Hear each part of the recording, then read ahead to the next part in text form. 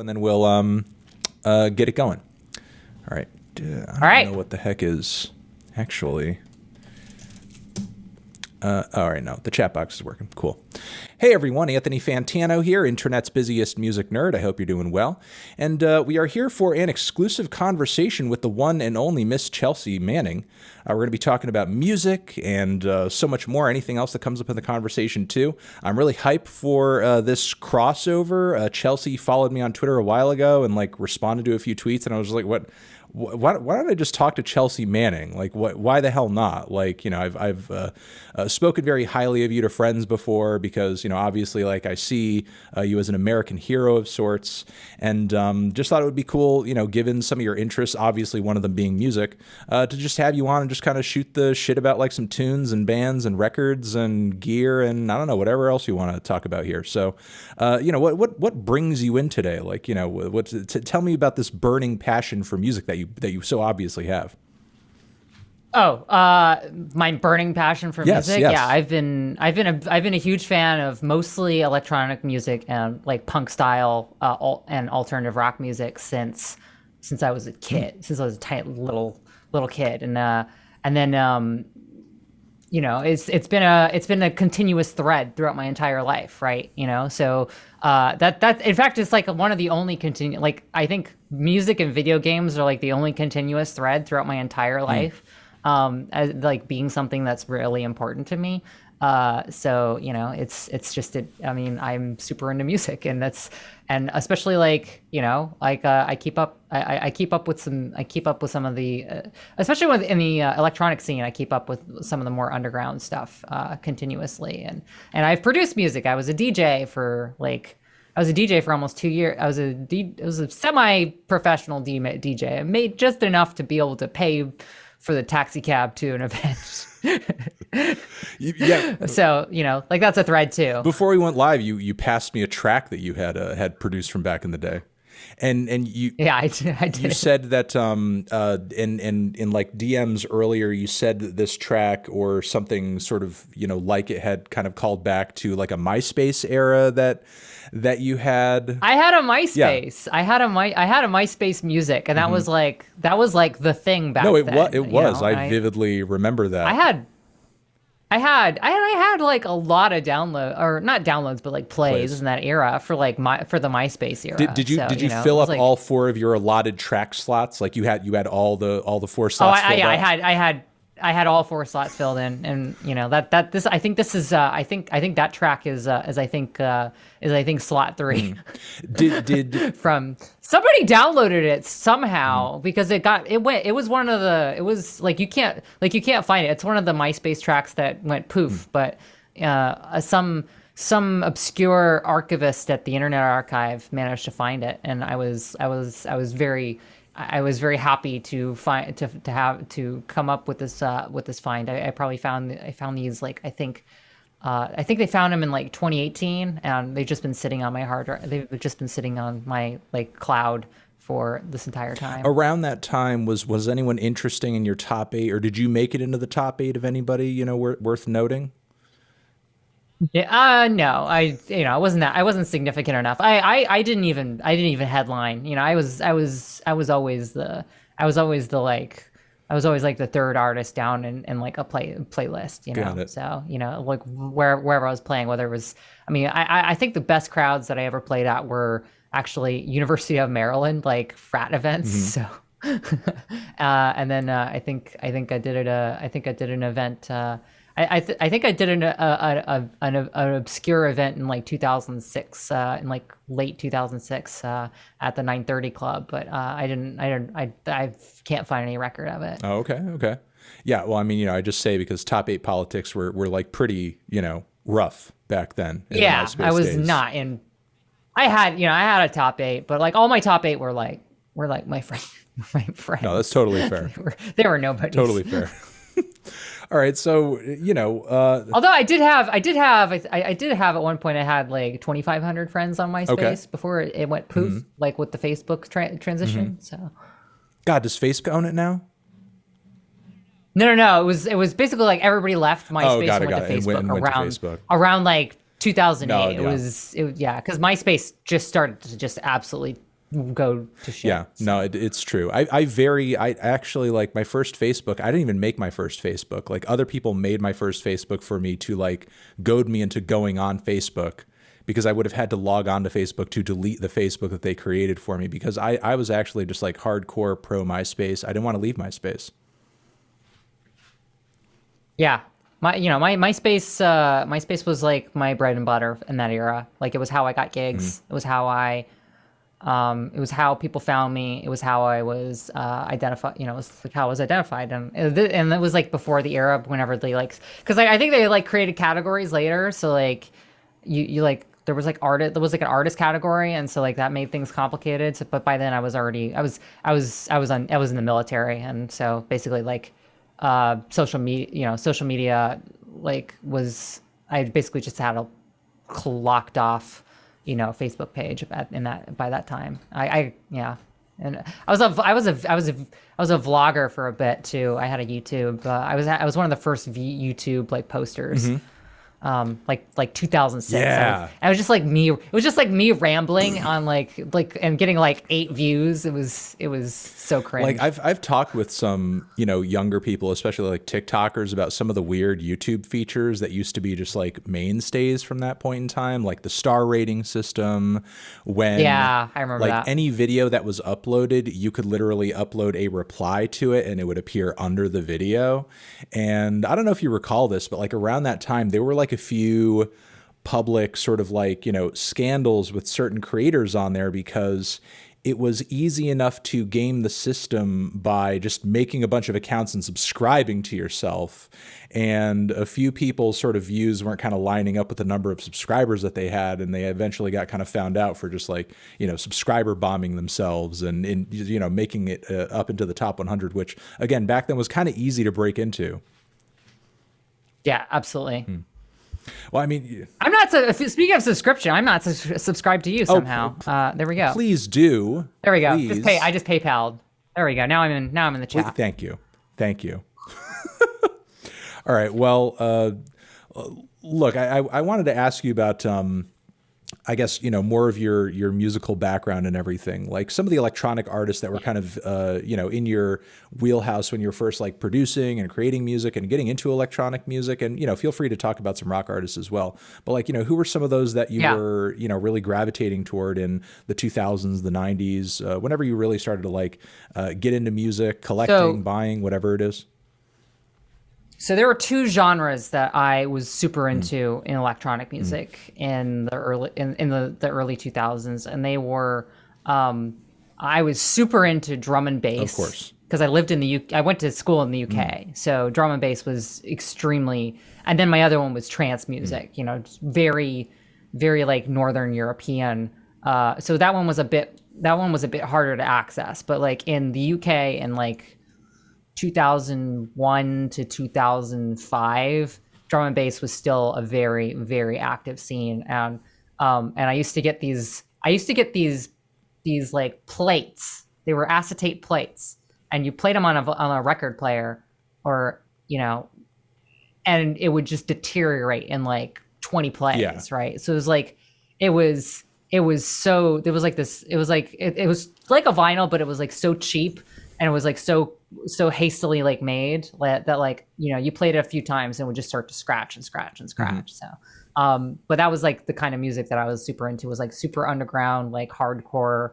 It was like I listened to a lot of like weird drum and bass too. Like there was this DJ back then went by the name of John B, totally unrelated to any other John B. Like it was like a very, very niche like electro trance retro like hybrid of like like Euro trash pop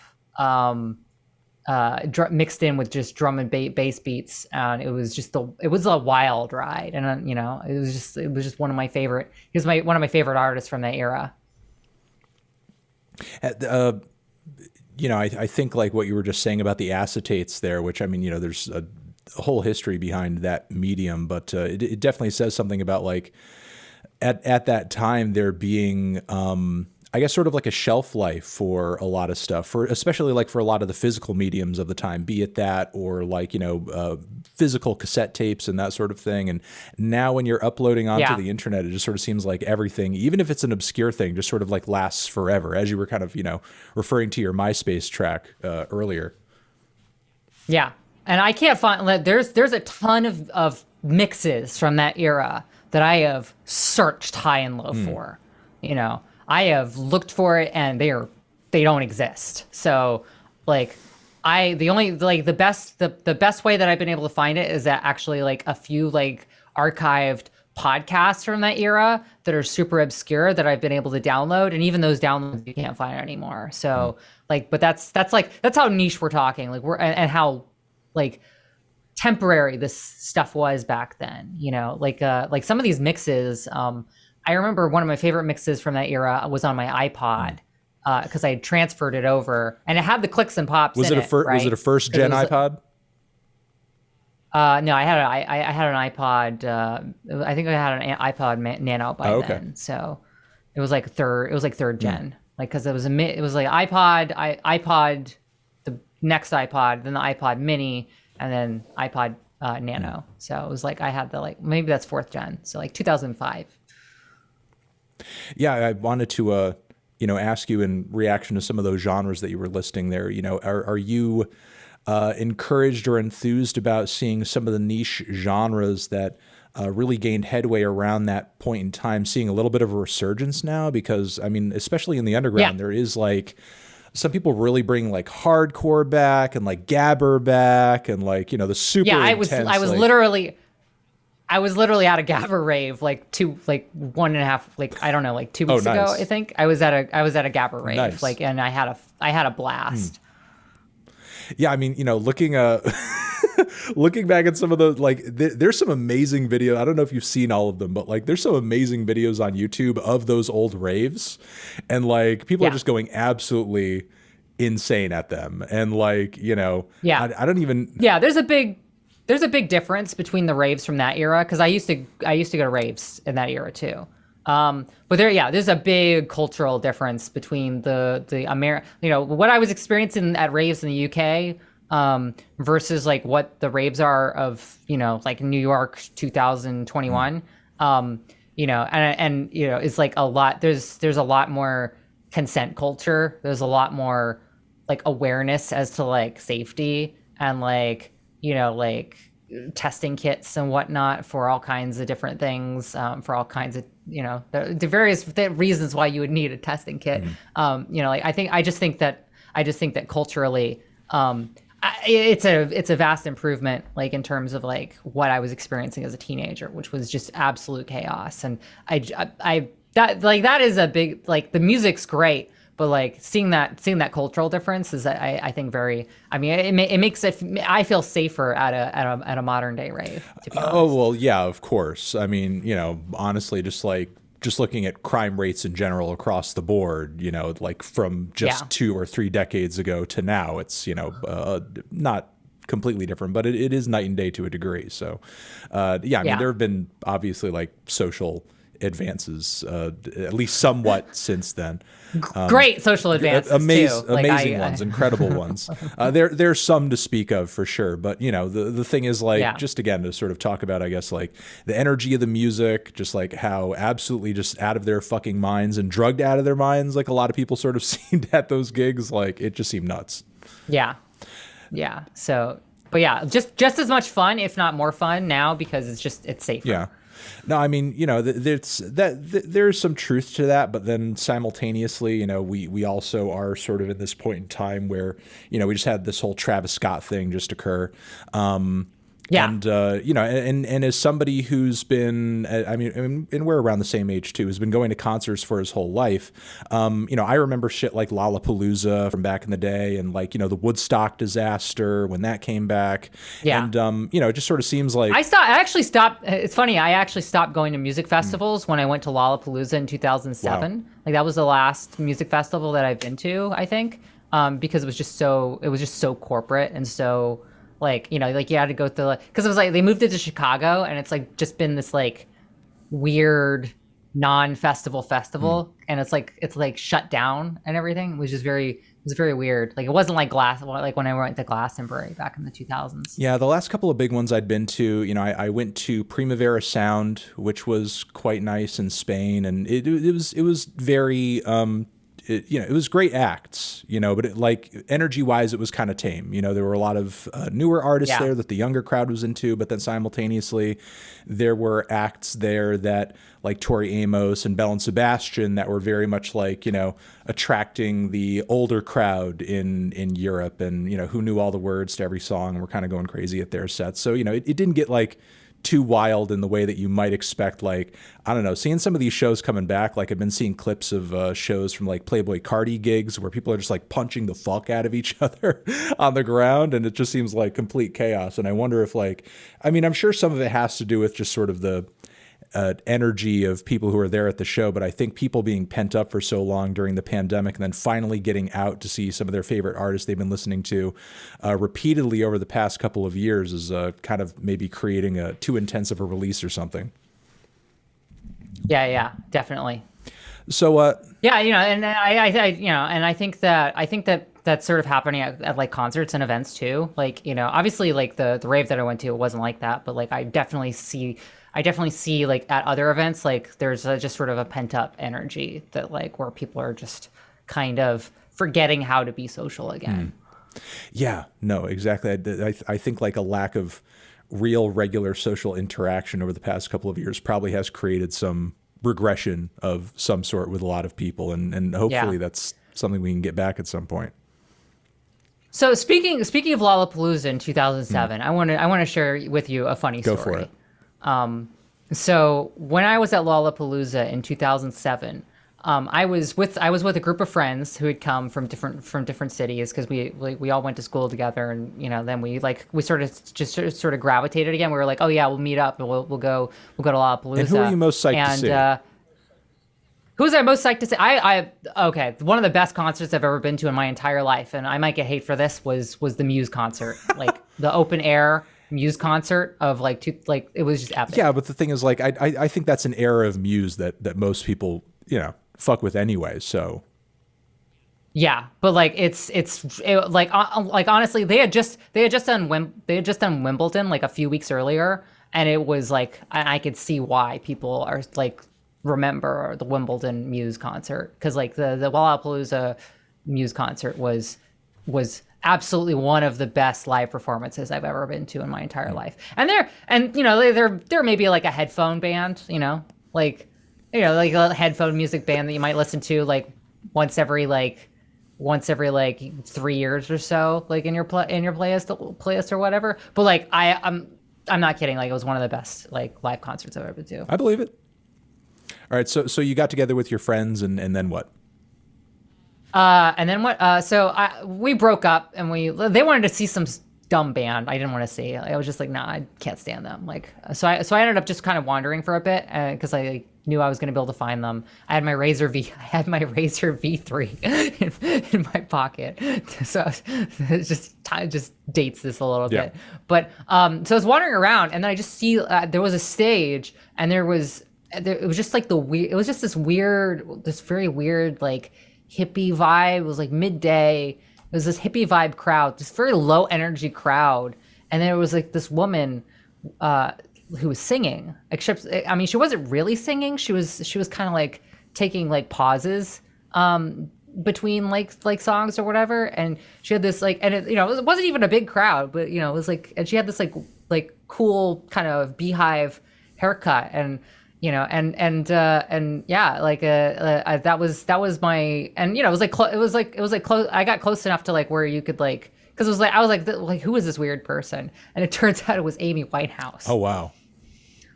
So I got to see Amy Winehouse like within like see her sing during like one of her she was like not huge at that moment, I think. Like it's possible, and yeah, I got to see her like within like 50 or 60 feet, so it was pretty wild. Wow. Yeah, I mean, and it was totally by accident. So no, that's an amazing, before they were famous, I saw them then kind of story at a frat house in the 2000s. I caught MGMT way before they blew up.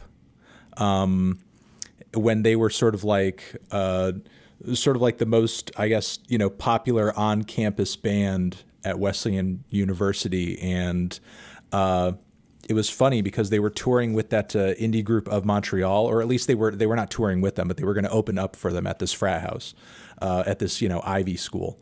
And, I didn't go to the school. I just sort of like knew that they were playing through like word of a mouth from a friend. And I just showed up at the frat house and they just sort of let me in. Yeah. And, the MGMT set, which I think they just called themselves the management at that point. They didn't even call themselves MGMT, was so wild because everybody was like, going crazy, collectively drinking wine from a box of wine and just like sharing it around the crowd and going nuts and just like shoving into the walls. And like all their songs, they were just playing them off of an iPod and sort of like, an electronic drum and a guitar. And that's all that they had.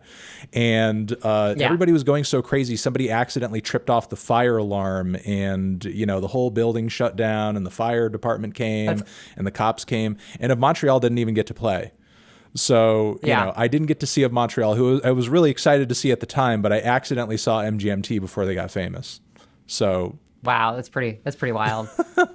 it's when I was going to school in the UK, Bullet for My Valentine was just a little band playing with like some of my punk friends like who were also in a band that never made it. Like it like split apart because of personalities or whatever, and then they became like a huge sensation. Yeah, did you lean in the emo direction at all during that point in time? I had an emo phase. Controversially, Tell us about the emo phase. I had both. Taking back Sunday. Yeah. Just like cringy posters. I had this gigantic brand. I had this gigantic branded like poster set. I had like a chain necklace. It was just absolute levels of cringe. And I also had like sort of like I transitioned to sort of a bit more gothy phase, like as I was going into like My Chemical Romance and things like as it got more pop and it got more like Hot Topic. Yeah, at that point, as soon as Hot Topic became a thing. At that point, I can imagine MCR is sort of like a bit of a goth gateway. If you're sort of like coming from the emo direction, yeah. I mean, that's what happened to me. A lot of that stuff popped off during a time when I was already in college, and frankly, maybe like a bit too cynical for a lot of it. Because I was like up my own ass and already listening to Tom Waits and already thought that like I knew everything, but. I did at the time because I was the music director at my college station. I was instantly impressed by the songwriting on Three Cheers when it came out because, when that record dropped, I was like, aesthetically, I feel like I shouldn't like this, but the songs are so fucking good. Like I couldn't like deny it, even though, aesthetically, again, it seemed like something that I shouldn't be into. I couldn't not be into it. But, on the flip side of that, I was still like a huge Conor Oberst fan. So like, Conor Oberst, Bright Eyes, which at that time, even though he's like very much more regarded as like a, singer-songwriter and indie type right now, like back in the day, people called his shit emo as well. And songs like Lover I Don't Have to Love were like notoriously popular in the indie scene too. It was more emo kids that were like into those songs than it is sort of like, maybe the fogey indie people who claim Connor now. But yeah, like, that shit was huge back then. Were you into any ska at all back in the day? Was ska at all in your repertoire? I was in the ska scene. And I was right there. As you had every phase. I had every phase. Well, that's because like I wasn't a band member. I didn't play an instrument. I didn't sing.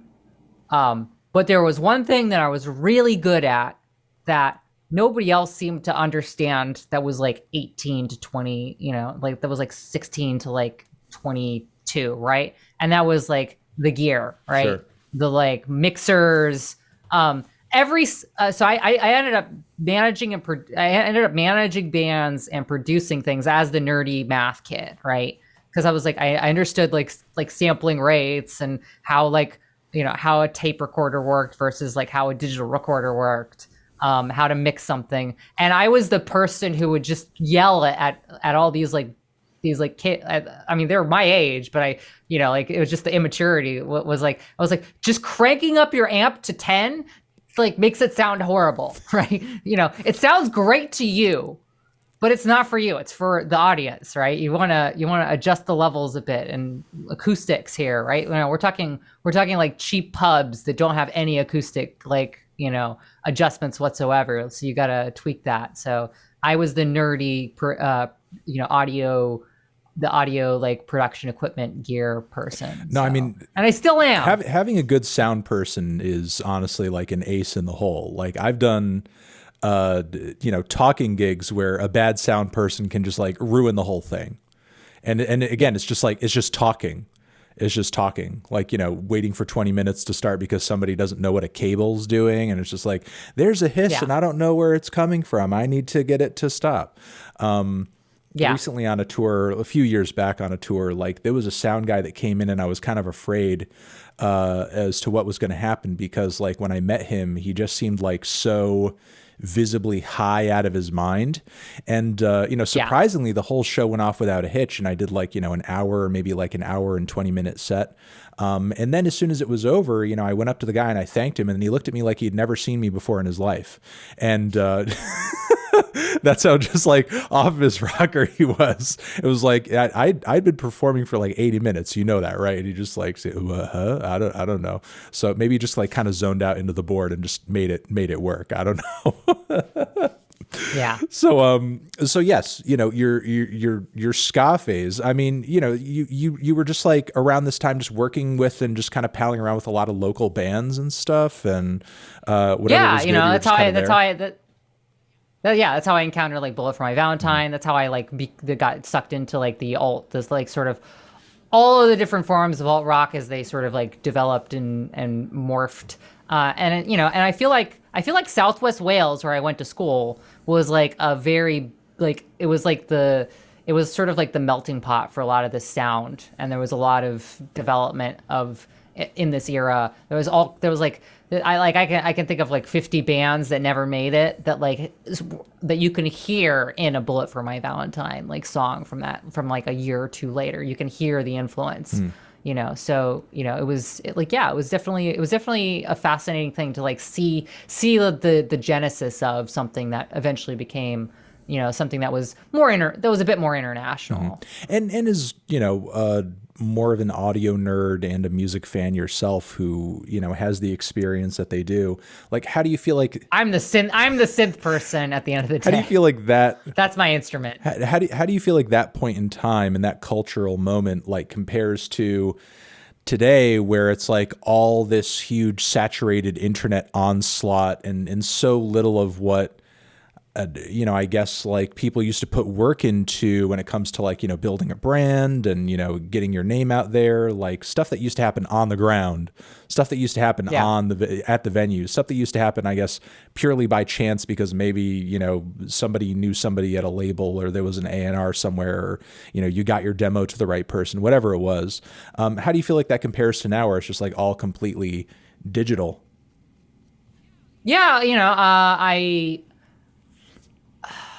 My opinion, I have two like opinions that are like at loggerheads with each other, right? Which is that the digital era is better for small people and it gives you more opportunity to be heard and to be seen and to have engagement, but it's also been worse to grow into something that is sustainable and into something that helps an artist develop, because eventually like you get to a certain point and you're just you're a commodity, you're a product, and just so it allows for people who are creative to break out a little bit, but it disincentivizes people to continue to be creative because the financial incentives are to produce something that generates money, the way of generating money has changed, and Spotify screws you over, and you get like a, and it's just very unfortunate. I think that I know a lot of musicians. My best friend in the whole world is a chiptune artist. And she hasn't been able to do anything, like she does it as a hobby almost, because she was a well-known chiptune artist back in like 2014, 2015, widely known as a chiptune artist, and she does. I mean, it would never pay her rent. So yeah, I mean the biggest band to see long-term success out of that scene is easily like Anamanaguchi, and a lot of that success is kind of due to them sort of changing their sound up quite a bit since kind of making it during those days. Who is a friend of my friend? So. No, for sure, because world. I mean, so many people in that scene knew each other. You know what I mean? And that was also like during a point in internet music where things still felt like really localized. Being like famous online on the internet only sort of like brought you only like a little bit of maybe like in real life cred, whereas like now sort of making it as a musician, it means sort of doing it through the online sphere and nowhere else. There's like no alternative ladder to be climbing instead. I agree with the points that you were just making there. I guess like the further we go along, and not to get like too conspiratorial here and everything, but like the more I sort of start to worry about like, I think like as we kind of transitioned into this moment through the 2000s, we were kind of, teased into it because the prospect of what it was bringing felt so attractive that like, yeah, this is like way freer and more open and more individualized than like traditional media, and like bands being approved by means of MTV or like the music journo rags and so on and so forth. This is superior. You have all this choice. You can click on whatever you want.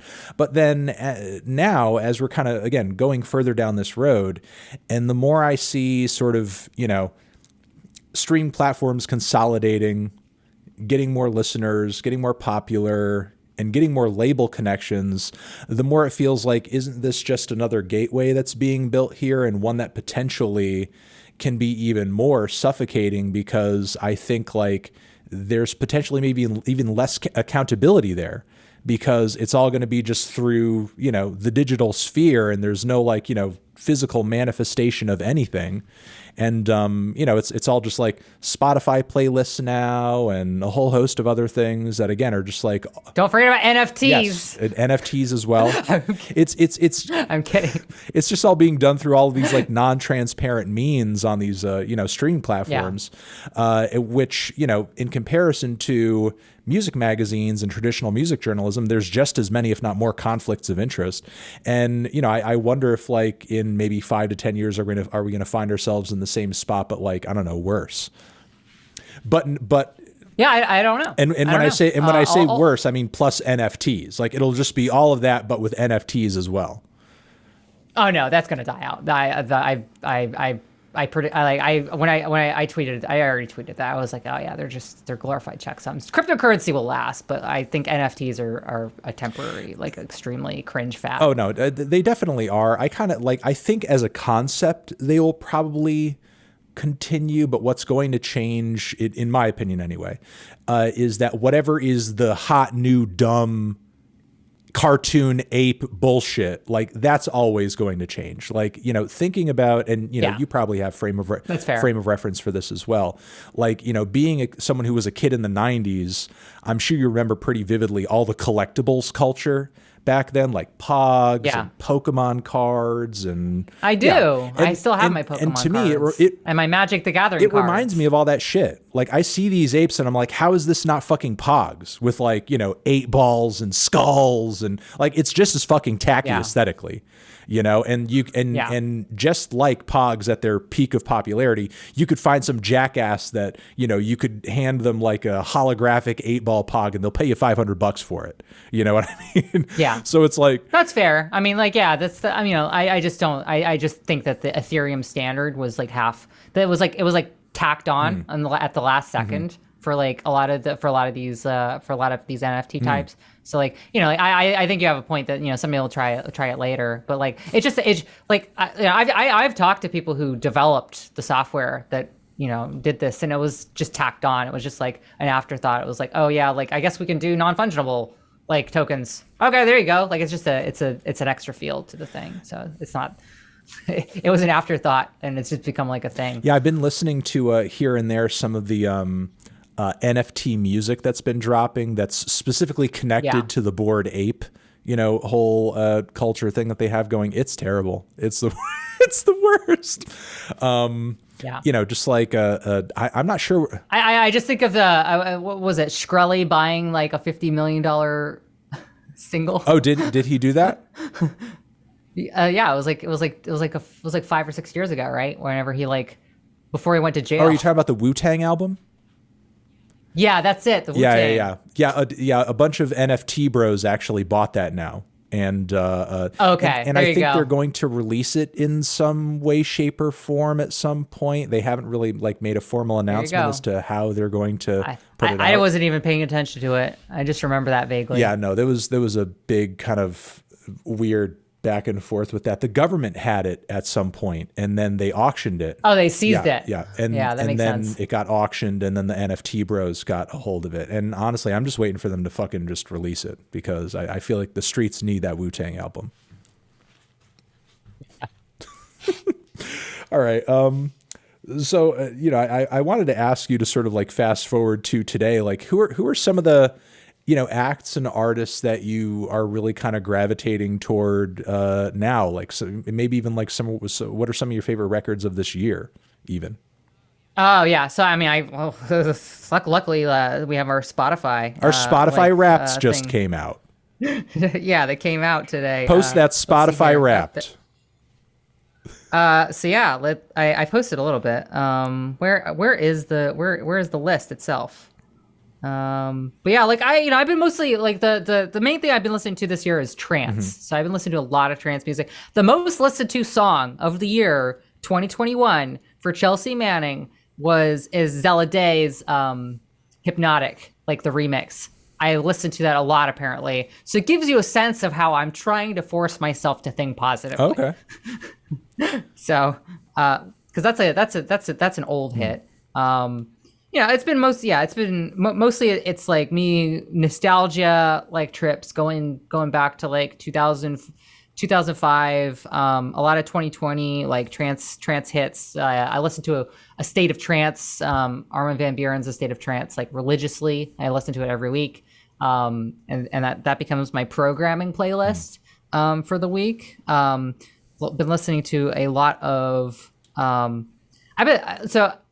and I know that this was being asked on Twitter. People were asking about hyperpop, and things like that. And I have been getting super into TikTok music, like the TikTok meme music. I have been sucked into. I actually have unironically listened to Camel by Camel because I've heard it so many times. Have you listened to any Pink Pantheress yet? I have, yes. I've seen the memes. I have listened to it. You know, and yeah, like I've been, you know, like I think that the problem that I'm having right now is that there's sort of like I'm being pulled in two different directions. So there's like the nostalgia. There's sort of the nostalgia trip of what I used to listen to, like as a teenager, as a young adult, versus the like meme music. So like, and I feel like hyperpop, you know, is definitely like a significant part of what I listen to because of the memeing essentially. Yeah. No, I mean, that's another thing that I think has significantly changed within sort of popular music over the past 20 years, because as you probably remember, I think like almost no matter what genre you listened to, like everybody was so self-serious, and you know, nary was there ever sort of a joke to be had, unless maybe you were sort of a very kind of cynical, maybe alternative rock or punk band, or, you know, if you went a little bit too far in that direction, you were just kind of considered a comedy act or something. And, you know, these days there's like so much more of a synergy of comedy and just memes and music.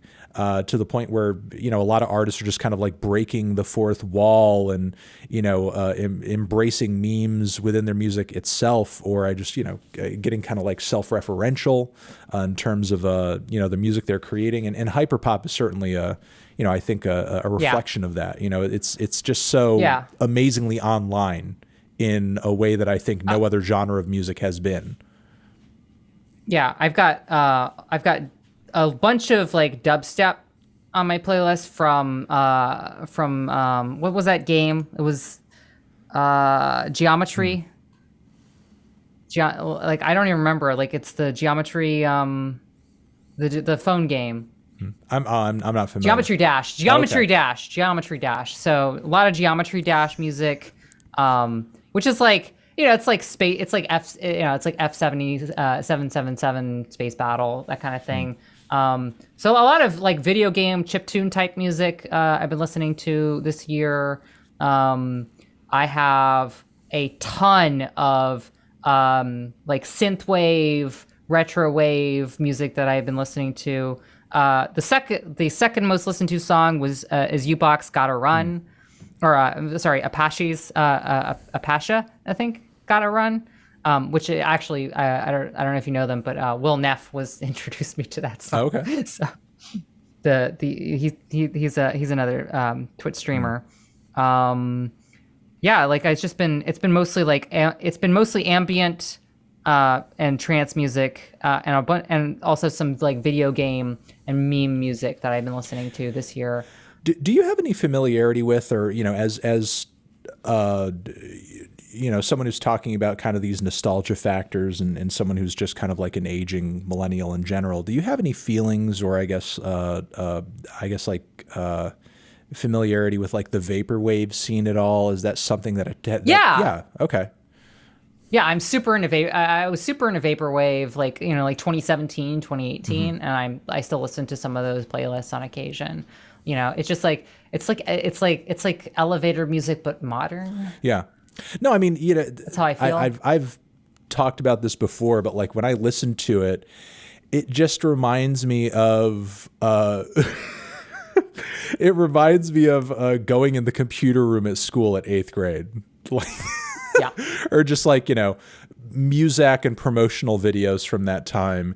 And like, yeah, it's great. Like, yeah, no, it is. It reminds me of like, you know, I think as a kid, as children of that era, we were sort of like, you know, as computers were becoming more popular and commercially like available and everything, personal computers, we're sort of like sold on this lie that they were going to just like usher in this beautiful, you know, white, clean, problem-free future or something, and all it would need to take is just like some advancements in technology, and instead we just got a dystopia. But you know, the music sort of seems like it's the soundtrack to the future that we were promised as children but didn't happen. Is sort of like what it feels like. So it's like it's simultaneously relaxing, but then also it's like it just reminds me of like what could have been in a way. Yeah, I agree. Yeah, that's basically what's happening. You know, and looking at the list, you know, we have Montero. I listened to a lot of that this year. Oh, okay. I've listened to you know, I know that Twitter was asking me if I listened to 100 Gex, and the answer is yes, I do actually, because I've been on TikTok. I'm surprised by the, you know, when I saw some of the questions, I was surprised by the lack of Death Grips questions. Have you listened to Death Grips at all? I'm sure there are people. Yeah, I have. It's not my, you know, like it's not really my thing, but I have listened to them. You know, are you talking about the era of music that you were referring to earlier? What about like, say, some of the digital hardcore acts that sort of inspired their music, for example, like maybe Atari Teenage Riot? You know, is that something that? Yeah, definitely. You know, I you know, and don't get me wrong, I do listen to Death Grips. It just hasn't been on my. It hasn't been something I've been listening to. Mostly, I think, to be honest, like I haven't been listening to a lot of like hardcore music, and I love hardcore. I love drum and bass. I love that stuff. But like this year I've just wanted to just chill. So I've been listening to a lot of chill music. That's what I mean. Like I am more likely to listen to like M83 right now like given sort of my state of mind. No. So it's less about it's less an indication of my taste, is more my mood right now. No, I absolutely get that. I mean, I think that's also kind of, rung through in a lot of the releases that artists have put out over sort of like the pandemic year and a little bit after that as well.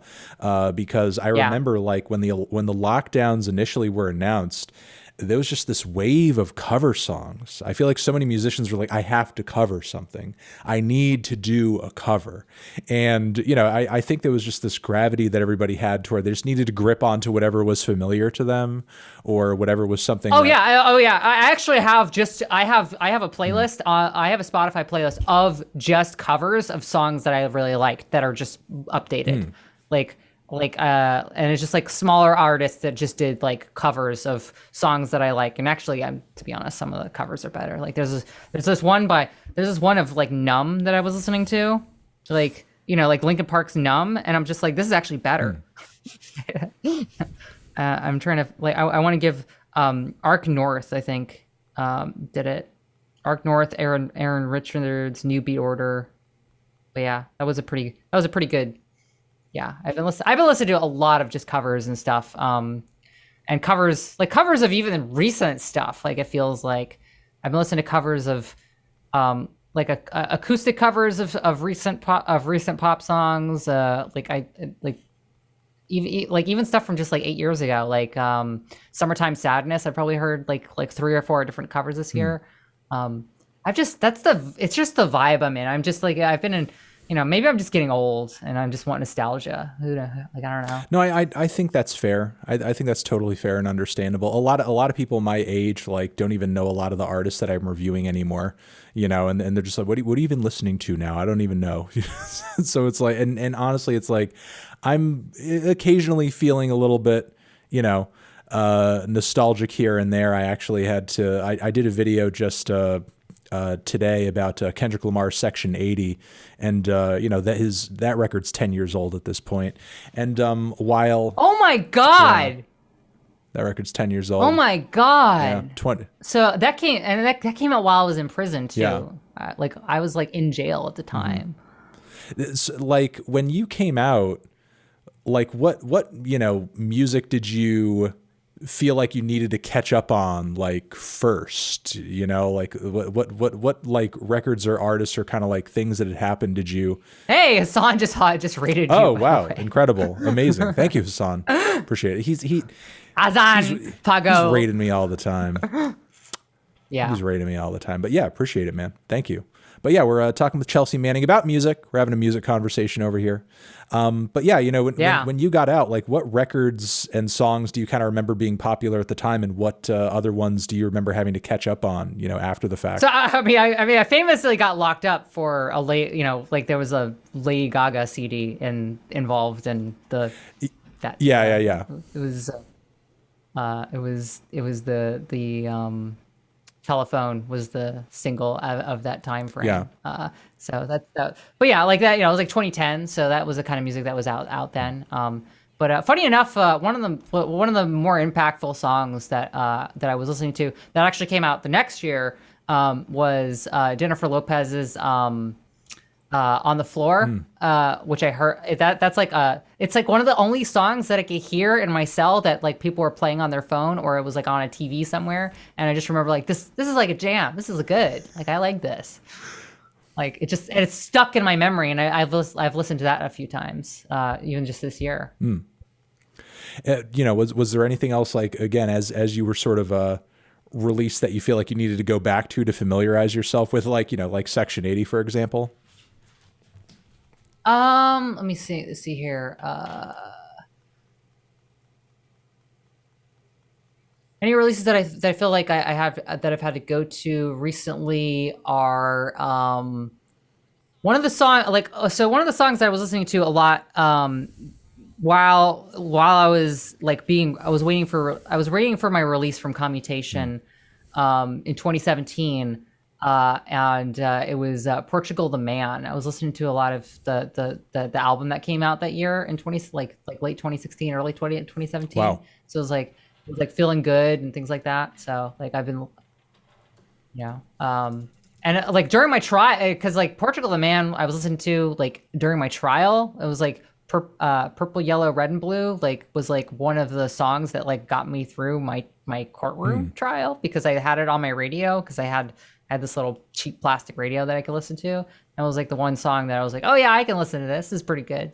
No, I loved their Censored Colors record from back in the day, and like I haven't been as crazy about a lot of their stuff since then, but like that record was an incredible one, and it's sort of crazy that they started almost like as a post-hardcore band, which was also a really super popular style of underground shit from back in the day, but then they sort of morphed into more of a psych and pop act, pretty fluidly, mind you. So yeah, just to kind of speak on this generally, as you kind of reference, the whole courtroom thing. Would you say that music over the course of all of this has played a pretty significant role in kind of helping you kind of move through like these really kind of treacherous and sometimes like traumatic events over the course of your lifetime? Absolutely, without question. If I as soon as I like the thing that really saved me a lot of times was just having access to a radio and I would literally wait because a lot of people might not know this, but there are radio stations that on Saturday, like if you listen to your like typical like pop music station, like your I always think of in the DC area like Hot 99.5, right? Like your iHeartRadio like staples there's usually one in every city, right? They will play like a playlist, a like electronic music playlist at like Saturday night, and I used to wait every night. I used to wait every Sunday night or Saturday night, sorry, and just listen to their playlist for like 6 hours, and just so I heard all the cringy EDM tracks that came out like in the Calvin Harris era. I remember "Let Me Take a Selfie," it's sort of the meme song, and the various remixes of that. So yeah, I was all of that was a very critical to sort of grounding me, and also the schedule, the regularity of it, sort of all right, like I can't go to the rave, I can't go to a dance club, I can't go to a rave or anything, but I got my Saturday night, playlist. Yeah, and I could jam to it. Like in those contexts, like even if it's like kind of cringe, at least it's something, like it. Oh God, yes. Like it makes me think of how significant it was historically, for example, for like Johnny Cash to be performing at Folsom Prison. I mean, like, was every person there like a hardcore Johnny Cash fan? Probably not, but like just to have the performance there was amazing. And I have a cringy thing to tell you. Go ahead.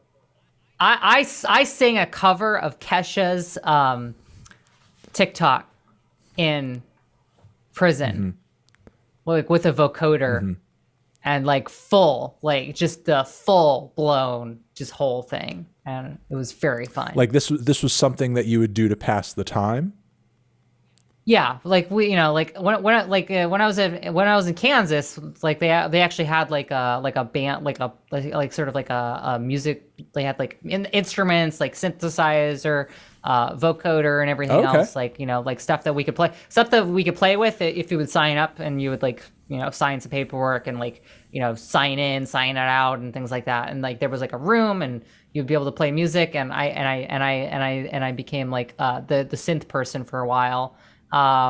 For that, and then I also did singing. Like one of the few things was just everybody loved it and thought it was funny because of how good my Kesha impression was. No, I mean, like I think like speaking of Kesha, there's just so much to go off of on the Kesha topic, because I feel like in terms of I didn't want to go down that way. I was just like it was just like a meme song that we had like the music for it. It was just quirky enough. No, I was just gonna say, like, I feel like in terms of the performative trashiness that she engaged in that era of her career, it was like such a 2009. Yeah, it was like such a precedent for so many things that are like kind of popular now in pop music, as far as like just like the campiness and the overacting and everything. But simultaneously, as that is taken on, songwriting wise, she's reached this incredible level of maturity. Like she's just so beyond it in her own mind. Yeah, absolutely, 100%. But yeah, I just again to sort of like speak to music kind of being something that was sort of a go-to over the course of that time. And I guess like kind of the familiarity of it being sort of like a constant and something that I guess you could focus your mind on. I mean, was, I guess kind of moving to today, I suppose, from there, like with everything that's going on in your life, do you have any, I guess, sort of like still any musical ambitions today or plans for something that you might do, or you're just kind of like just hanging in the fan space at the moment? I'm not against it. So You're open to the it. problem is here's the thing. Like I have a studio, I have equipment, I do sound stuff. I mean, I've obviously done Twitch streaming. But I have like a full production setup here. Like I have mixers, I have audio equipment, I have I have 4 sound cards on my desk right here, for all these different things. And I have synthesizers. So I have not had the time nor the inclination to do so, mostly because the pandemic and trying to like get through a bunch of stuff. But me and my best friend have both been talking about like doing music production again. She has a modular. She does a lot of chiptune stuff, a lot of like 8-bit sounds. And I've worked on some of her equipment on some of her modules before. They're super impressive. She has some custom modules for her synth. It's some truly amazing stuff. Whereas I just have like the standard sort of, I have sort of standard, standard block, synths and things. And I still have my old rhythm box. I have this. I wonder if I can actually pull it out. I have this old. Go for it. Gear time. Gear time. I've had this baby for about since like 2004, 2005. This is what I learned. This is what I learned how to do like synth production, like live production type stuff. Was my this is the Korg Electribe MX. And the amazing thing of this era was that it has these vacuum tubes that give it warmth. Nice. That was like so like it was like a cheap accessible thing for like a young wannabe like live production doer, right? And it had like it had the MIDI, you could, and it has like this, like it has no USB anything. Well, yeah. It's literally just power. You literally just power it, and then you have MIDI control, and it has some like digital. It's like a hybrid. So like it has like digital samples along with like analog, analog things. So yeah, like I still have this thing. I have a ton of other synths, but they're way too complicated and way too big to show here. Well, what are some of your go-to either brands or models as far as synthesizers go? Are you more of like, as you were just kind of referencing Korg there, more of a Korg person, more of a. I mean, like that's just my old, Yeah. that's my baby. Yeah. That's what I learned how to do like music production on. At least like not on Reason, because I was using like Reason back in like the mid 2000s. I started doing like digital synths, and then I got a physical synth. But no, I like it's more like your TB series. Like I like knockoff or production like versions of like something more modern. Like I have this thing, and one of my favorite things of all time is this cute little thing called a K-oscillator from like I think the early 2010s. And it's just a wonderful, like it's just a little touch thing. It's just so fun. But yeah, like I don't have like there's not really like a brand per se, but I mostly stick with I mostly stick with things that are either like reproductions of like say your TB 303s or your like Behringer or stuff, or yeah, like I have some Behringer Yeah. stuff. I don't think they're that great. I even have like an actual, I don't know where the stuff is. I have so much. I have Yeah, I have a Roland TR-09, which I got at Moog at Oh, Moog. okay. That I haven't even pulled out of the box. And Janet, my best friend, is just like, you didn't even pull it out of the box. Why'd you buy this thing? I was like, I don't know. Like I got talked into Yeah, it. there's a lot of gear that ends up in that place, isn't there?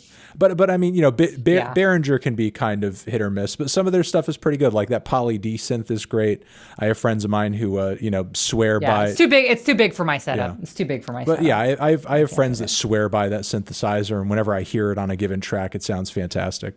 But yeah, Sorry, why am I stammering? Because I'm nervous. we're just talking about synths, okay? Chelsea's just getting grilled about synths a little bit here. I mean, I'm getting excited. I'm not nervous. I'm excited. I'm getting. if you were getting grilled live here about synths as well, you'd be stammering as well. So you know, don't worry true. about that. So to just maybe move on from music for a second, I wanted to also ask you, you know, just to sort of stay in topic with the you know, the idea of, I guess, you know, using music or art as kind of a shield from traumatic events or whatever happening around you. Is there anything else, you know, in terms of like the stuff that you're into or consuming that's kind of preventing you or helping you stave off the doomer mindset that you know, so many of us are probably giving into right now, given the state of things? Yeah, no, I think I've just been like I was saying, like nostalgia and just super hyper like optimistic stuff. And listening to a lot of podcasts and things of like underground music and you know, I really wish I could pull a lot of the music that I was listening to from the early 2000s that are lost to acetate to deterioration. Like you know, I've been looking for stuff that I listen to that like if anyone knows where you can find Shade, Life in the City, Volume 1 and Volume 2, like in any kind of form from like 2000, from like that era, 2004, like if you can find that in digital form, that would be amazing. Because I've struggled. Yeah, and if anybody could find like a bunch of my old punk 7 inches as well, please. Like, you know, I used to have like some G.G. Allen stuff that I got rid of back in the day that I wish I didn't get rid of. I used to have like this really great record from a German punk band that named themselves after a trauma film, Surfer Nazis Must Die. Which at the time I was really into because there was this funny song on there about, I think, like beating up emos or whatever, because things like between punks and emos were so contentious back in the day. Which, you know, I'm glad that's mostly smoothed over, but you know, there was a track on there about that and everything. But yeah, you know, it's unfortunately just like a lot of stuff lost to history. But sometimes, you know, it sort of turns up online. So I guess it's just sort of like a matter of time and just kind of waiting for some jackass to upload it at some point. Yeah. Well, I mean, that's how my music ended up getting vaporized was MySpace, just sort of like just poof going, like I'm losing like, I think like what, like 40% of its music at one point. Mm-hmm. Yeah. I even like back in the day, and this is a pretty fond memory I have. I actually went to, when MySpace music was getting really popular, I went to one of the MySpace music concerts. I don't know if you remember any of those. Like some of the most popular artists on MySpace music, they had them touring around and performing together in like a bill that made absolutely no sense whatsoever. Like there was maybe a rapper that got popular there and a pop singer that got popular there. But I was there to see a band, this Japanese, you know, synth punk band called Polysix. Are you familiar with them? Oh, my best friend likes Poly Yeah, 6. no, I'm they familiar. blew up on MySpace, and MySpace paid them to go on this MySpace tour around America with a few other, like, you know, stateside artists that had gotten popular on the MySpace platform. And it was pretty funny because like the crowd was kind of split, because like people who were there to see one act were not there at all to see the other acts. And most of the people who were there just like could not make heads or tails of what the hell Poly6 was doing, because again, they were just like, for anybody who's unfamiliar, just this really wild, out there, left field, very Devo inspired Japanese synth punk band with a wild stage show. Yeah. All right. Look, I appreciate you coming through. It's been a good talk. Thank you for letting me in on some of your gear choices and favorite covers and songs and artists and some of your formative musical years as well. It's been an interesting insight. Yeah, it's been fun. I look forward to I'm open-minded to the possibility of, and I have certainly talked to people about seriously putting some music together, because I just know too many people that I work with that in music production, and I've been doing this stuff for a long time. But I've just been sort of like a back end person. Obviously I have a whole studio here, so at some point maybe I'll put something together. But I have not had the time nor the inclination to do so. Like undoubtedly, there's probably like tons of artists and producers watching this right now who would love to work with you. I don't know if that would only make things more complicated. I've gotten very serious. I have had very serious conversations with producers about putting something together, and creatively I don't have it there. I haven't done a proper music production in what, like 15 years, like for a show, like for 14 years for a show. I mean, I know I can do it, but like I would have to learn some of the new methods and techniques and things, and like actually learn my sense, because like I've had this stuff laying around, and I'm like a synth geardo. Like I'm fascinated by the gear, a bit like my best friend who just has this gigantic modular setup that's just like it just sprawls out everywhere. But like I haven't had the creative energy to put in the time. And one more, just like for my own knowledge, am I on an FBI list now? Yeah, of course. Okay. Like maybe I was on a list before, but for additionally having this conversation, I'm on an extra FBI list. Oh yeah, absolutely. Okay. Yeah, you're in a lot of trouble. Okay. Like, I'm sorry. Well, I don't know if I'm in too much trouble. Am I in trouble? I didn't. You'll be okay. I didn't know. You'll be okay. I just want to know if I was being watched. I didn't know if I was going to be in trouble or anything. Yeah, I mean, yeah, you're definitely being watched. You're being surveilled, but everybody's being surveilled. Yeah. So I mean, you'll get used to I just want to know if I'm getting like an extra helping of surveillance now. Yeah, well, I mean, like, it just matters. So where were you the night, where were you the morning of January 6th, 2021? I was very much at home. I was very much at home. I could verify that. I was at home. I think that's where their focus is right now. Yeah. No, it's true. The good thing about my job, if there's ever anything that happens and if there's ever a line of question like that, like I'm always making content. So, whatever it is, officer, I was making a video that day. I was doing a video about Kendrick Lamar that day. You could see the video uploaded here. It's right here. You can watch it. Yeah. Yeah. I often wonder what, if I actually get FBI tails anymore, my lifestyle and just going to the rave, I'm just like, I wonder what they would even think, because my life is extraordinarily boring. I'm a Twitch streamer / gamer / like I do security consulting for boring companies. My lifestyle is pretty normie compared to like what I think people perceive me as, because like I think a lot of that has to do with like there was an end to my. Like the commutation brought an end to everything, right? It was like, okay, like, and then it was the grand jury stuff that was like lingering, but like, whatever. But like, like I'm moving on. I've moved on to a different, and I got to do other stuff, right? Absolutely.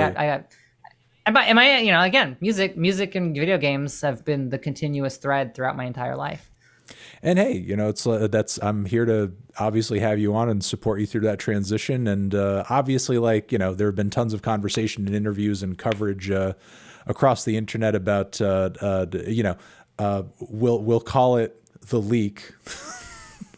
But it's you don't want to get you don't want to get demonetized. Right. Well, I don't think I'm going to get demonetized talking about it. Do you think I'm going to get demonetized talking about it? Well, we're not going to talk about it, so we're not going to find out. But yeah, that's why I had you on for a music conversation. So that's all. Yeah, there you go. All right. All right. Amazing. Well, thank you for coming through. Thank you. Thank you. And again, have a good one, and update me and update us on and any tracks that start coming out. If there's like a Gex collaboration, whatever it is, just let us know. Yo, that's not nothing like that. I imagine it would be much more. It would be much more my actual friends who like I know. I know. I'm just giving you. I'm just giving you a hard time. It would be very. It would be a very New York sound, Okay. probably a very New York sound. Okay. All right. We're looking forward to a New York vibe. All right, there we go. All right. I'll talk to you later. All right, bye. Bye.